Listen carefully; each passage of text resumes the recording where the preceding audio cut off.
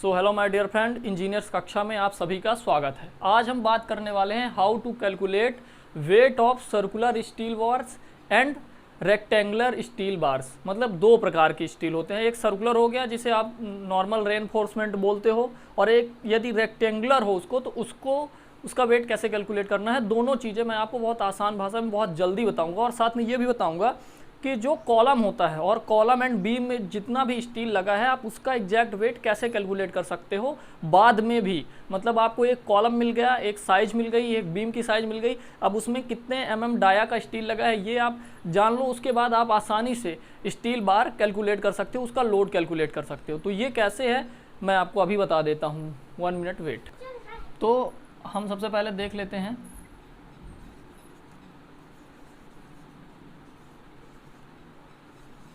Engineers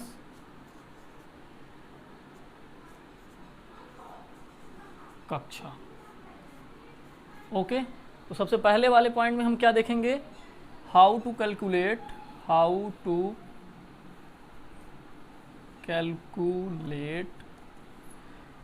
आई hope आपका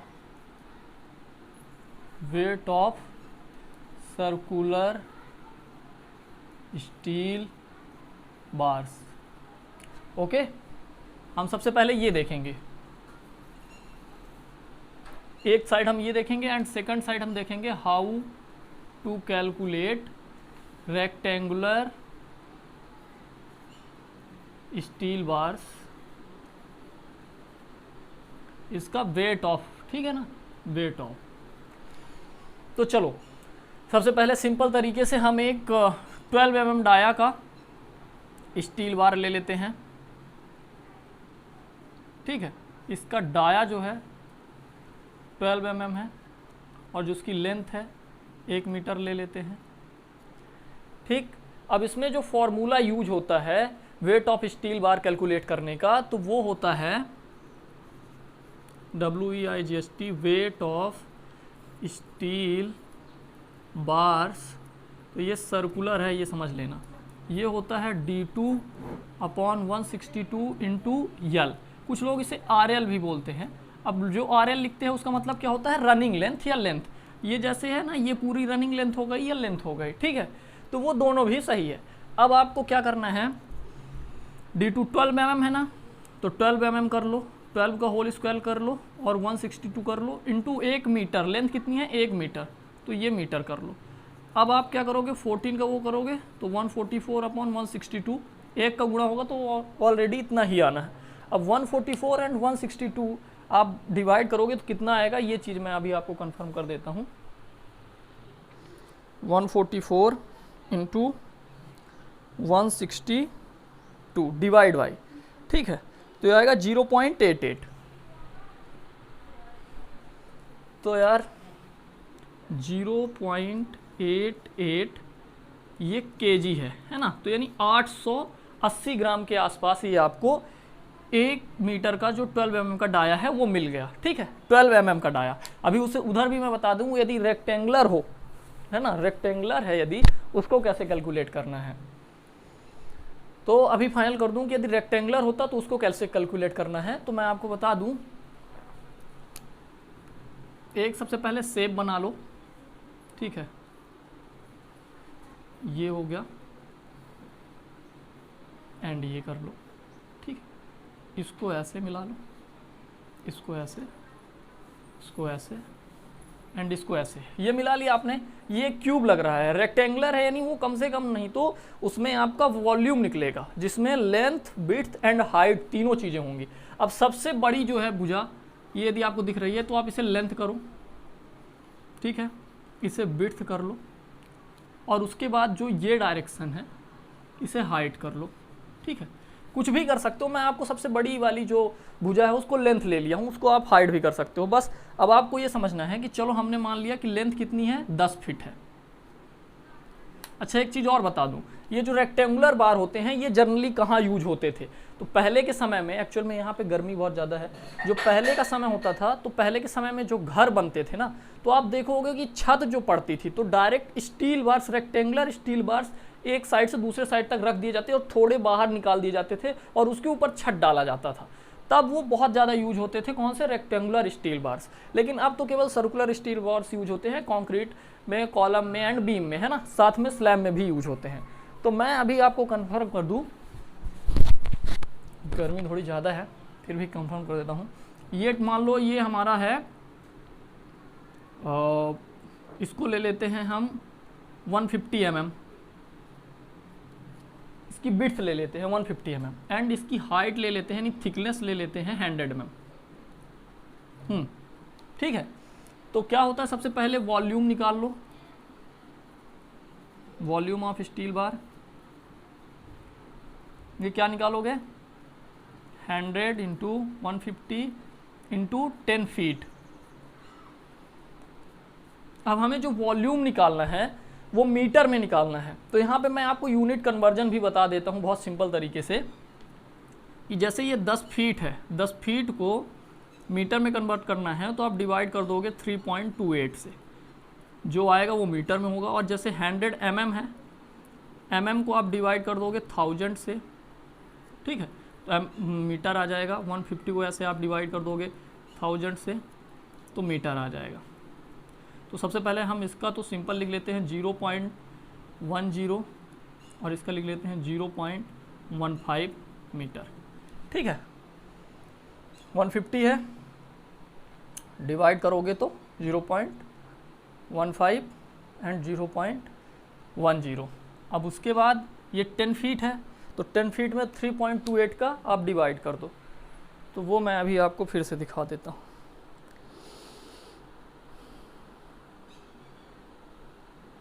ठीक है, 10 में डिवाइड बाय 3.28, 3.04, अभी इसकी ज़रूरत पड़ेगी, 3.04 मीटर आ गया। अब इसको सबको गुणा कर दो, तो 0.10 मल्टीप्लाई 0.15 इंटू 3.04। अब ये इसको टोटल करो आप, 0.1 इंटू 0.15, है ना। तो ये हो जाएगा आपका टोटल 0.045 मीटर क्यूब। अब ये मीटर मीटर में सब हो गए थे, मीटर मीटर मीटर, तो ये मीटर क्यूब हो गया। अब जो आपको, अब यहाँ आपको बड़े आसानी से अब चीज़ें निकल जाएंगी, मैं आपको बता दूँ। अब यहाँ पे फॉर्मूला होता है, ठीक है, weight of rectangular steel bars को जो फॉलो करने का, तो volume multiply density of steel. Okay, तो ये एक सॉलिड सेक्शन है। देखो, ये हम सॉलिड सेक्शन की बात कर रहे हैं, तो आपको करना क्या है, डेंसिटी ऑफ स्टील आपको पता ही है। यदि आपको डेंसिटी ऑफ स्टील नहीं पता तो हमने बहुत सारे मटेरियल की डेंसिटी जानना, यदि आप इंजीनियर हैं तो बहुत ज़रूरी है। तो यदि आपको डेंसिटी नहीं पता तो हमने एक डेडिकेटेड वीडियो बना दिया है, उसको मैं आई बटन पे भी दे दूंगा, लिंक डिस्क्रिप्शन में भी दे दूंगा। वो डेंसिटी वाला आप वीडियो देख लो, उसमें सारे मटेरियल्स की डेंसिटी आपको पता चल जाएगी। साथ में 2 मैंने बहुत अच्छे वीडियो बनाए हैं, basic knowledge of civil engineer. यदि आप एक सिविल इंजीनियर हो तो वो पॉइंट आपको बेसिक नॉलेज पता ही होना चाहिए, एटलीस्ट इतना तो आपको पता होना चाहिए। बहुत अच्छे वीडियो हैं, वो दोनों वीडियो की लिंक मैं आई बटन में भी दे दूंगा, डिस्क्रिप्शन में भी दे दूंगा, तो जाके चेकआउट कर लो। और चैनल को यदि अभी तक सब्सक्राइब नहीं किए हो, पहली बार चैनल में आए हो, तो चैनल को सब्सक्राइब कर लो। इंजीनियर्स कक्षा यूट्यूब चैनल, ये आपके इंजीनियरिंग शुरू होने के साथ साथ आपको लास्ट तक आपका सहयोग करेगी, यानी मतलब कंटिन्यू आपको हेल्प करेगी। यहाँ जहाँ आप अपना ऑफिस सेटअप करके वर्क भी करने लगोगे, वहाँ भी आपको हेल्प करेगी। यदि आप गवर्नमेंट एग्जाम की तैयारी कर रहे हो, वहाँ भी आपको हम हेल्प करेंगे। साथ में यदि आप एक इंजीनियर हैं, अभी आपकी इंजीनियरिंग कॉलेज चल रही है, तब भी आपको बहुत हेल्प मिलने वाली है इस चैनल से। तो ओवरऑल आपको चैनल को सब्सक्राइब कर लेना चाहिए एंड बेल आइकॉन भी आप ज़रूर प्रेस कर लें। सो डेंसिटी ऑफ स्टील यदि आप लिखें तो 7850 kg पर मीटर क्यूब। अब इसको आप समझते होंगे ना, ये हम कैसे लिखे हैं। यदि 1 मीटर बाई 1 मीटर का एक क्यूब लिया जाए स्टील का सॉलिड क्यूब, तो उसका जो वजन होगा वो करीब 7850 kg होगा। ओके, सो अभी अपन आगे बढ़ते हैं, बहुत गर्मी है यार, है ना। तो चलो अब क्या करना है, अभी सीधे सीधे weight of rectangular okay steel solid bars. ठीक है, चलो अब कर लो। तो ये क्या होगा, volume of particular steel and density of steel, steel bar. तो वॉल्यूम हमारे पास कितना है, 0.045 metre cube, and steel bar क्या है 785 kg upon metre cube. Metre cube से मीटर क्यूब कैंसिल। अब इसका मल्टीप्लाई कर दो। तो चलो कर लेते हैं अपन, कितना आया 0.045 मल्टीप्लाई बाई 7850, 1 सेकेंड, 7850, तो 353.25 kg ये आ गई weight of rectangular steel bars का, आपको वेट मिल गया होगा। ओके, सो पहले जो ऐसे सेक्शन यूज हुआ करते थे घरों में, अभी तो जनरली नहीं यूज होते हैं, यूज होते भी हैं तो गेट वाले पैनल में यूज होते हैं। तो आप इनका भी इस तरह से आसानी से स्टील बार का वेट निकाल सकते हो। अब जो मैंने आपको बताया था कि ये जो सर्कुलर होते हैं, ये जो बीम और कॉलम में यूज होते, तो कैसे आप समझोगे कि कितने केजी का स्टील बीम में यूज हुआ है या कॉलम में यूज हुआ है, और जो वो यूज हुआ है तो क्या वो सही परसेंटेज में यूज हुआ है। जैसे कॉलम में 0.8% से कम स्टील नहीं यूज होना चाहिए, और 4% से ज़्यादा नहीं होना चाहिए, या 6% तक किसी उसमें चला जाता है तो वो तब जाता है जब लैपिंग ना हो। यदि लैपिंग के साथ चीज़ें हो रही हैं तो एटलीस्ट वो 4% तक ही मैक्सिमम स्टील जाता है कॉलम के केस में। तो आप कितना केजी एक कॉलम में या एक बीम में कंक्रीट ये स्टील यूज हुआ है, आप कैसे फाइंड करोगे। चलो बहुत आसानी से बता देते हैं ना। तो हम एक सेक्शन ले लेते हैं जिसमें समझो 1 2 3 4, ये 12 इंचेस, ये 9 इंचेस, 12 बाई 9 इंचेस के एक कॉलम समझ लो, है ना। और जिसको आप समझ लो ये जो इसकी कॉलम की जो लेंथ है, वो लेंथ आपको मिल जाती है 10 फीट, है ना। ये 10 फीट हम ना लेके 5 मीटर कर लेते हैं, क्योंकि अपन मीटर में लेके चलेंगे, 5 मीटर कर लेते हैं। ठीक है, अभी आपको कैसे फाइंड करना है। और जो ये डाया ऑफ स्टील है वो 12 mm है। ठीक, अब समझो कैसे आप पता करोगे कि ये 5 मीटर की पूरी हम 10 फीट ही लेके चलते हैं। उसकी वजह ये है कि आप फीट से ज़्यादा अपने को रिलेट कर पाते हो, क्योंकि आपको पता होता है कि भाई जो एक फ्लोर की सिंपल रेजिडेंशियल बिल्डिंग में जो एक फ्लोर की हाइट होती है वो 10 फीट होती है। तो यदि 10 फीट का कॉलम है, उसमें 4 सरिये 12 mm के यूज किए गए हैं, तो कितना केजी स्टील यूज किया गया है ना। आप रिलेट कर पाओगे, थोड़ा आसान होगा। तो 10 फीट लेके चलते, उसको हम कन्वर्ट कर लेंगे, मीटर में कन्वर्ट कर लेंगे। ठीक है, तो चलो अब शुरू करते हैं। कैसे फाइंड करोगे, तो सबसे पहले आप लेंथ लिख लो। लेंथ ऑफ स्टील बार्स कर लो, कितना 10 फीट एक है, 10 फीट ईच है ना, 10 फीट का एक स्टील बार है, 12 mm का है, तो टोटल 40 फीट हो गया। टोटल 40 फीट हो गया 4 का। अब ये 40 फीट है, 40 फीट को डिवाइड कर दो 3.28 से, तो मीटर आ जाएगा। ठीक है, तो 40 को, चलो तो 40 को डिवाइड करो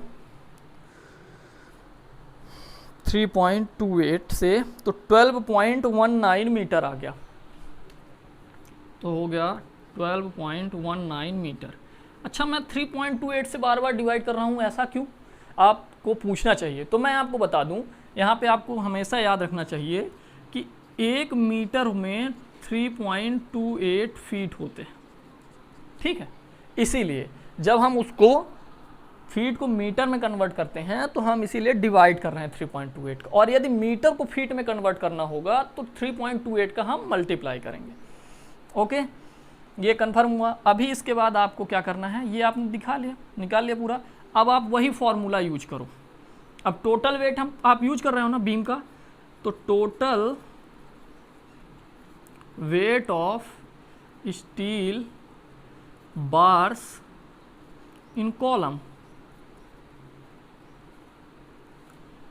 अब ये जो कंक्रीट का वेट है उसका टोटल वेट आप कैसे फाइंड करोगे या फिर टोटल वॉल्यूम कैसे फाइंड करोगे, उसके बारे में भी हम आपको बताएंगे और फिर एग्जैक्टली निकाल के दिखाएंगे।